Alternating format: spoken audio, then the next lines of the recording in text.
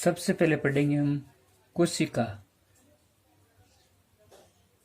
कोशिका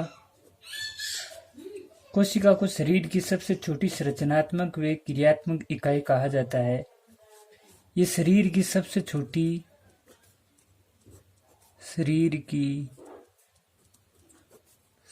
छोटी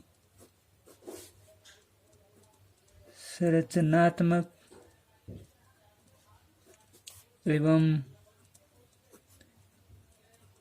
क्रियात्मक इकाई है। कोशिका को अंग्रेजी में सेल कहते हैं। ये लैटिन भाषा का शब्द है जिसका हिंदी में अनुवाद होता है खाली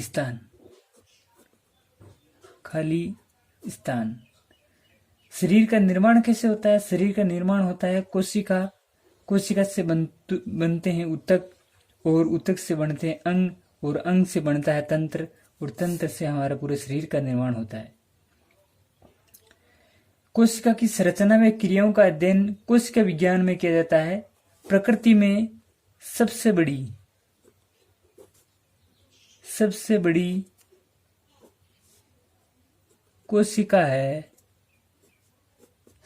कोशिका है शुतुरमुर्ग का अंडा।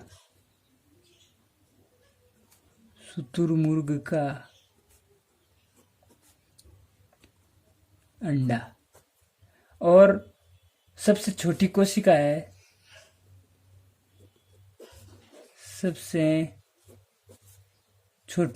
है माइकोप्लाज्मा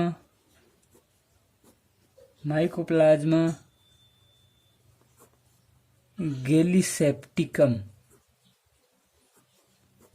सबसे बड़ी कोशिका है शुतुरमुर्ग का अंडा, और प्रकृति में सबसे छोटी कोशिका है माइकोप्लाज्मा गैलीसेप्टिकम।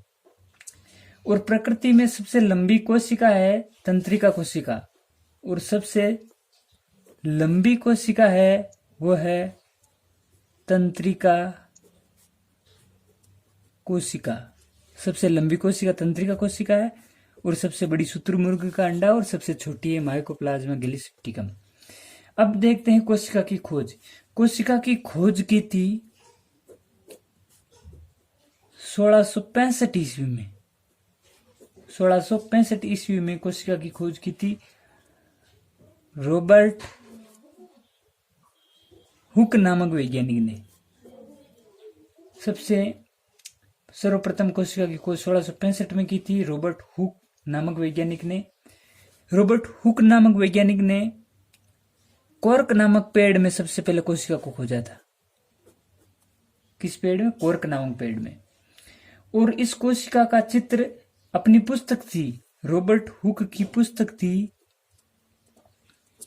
पुस्तक का नाम था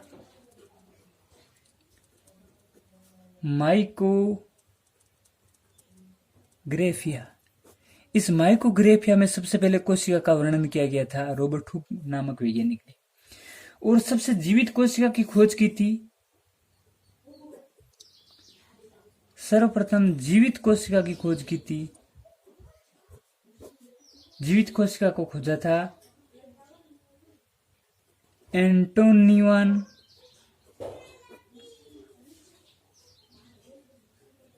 ल्यूवेनहॉक नामक वैज्ञानिक ने। ये इंपॉर्टेंट क्वेश्चन है कि जीवित कोशिका की खोज की थी एंटोनियन ल्यूवेनहॉक नामक वैज्ञानिक ने।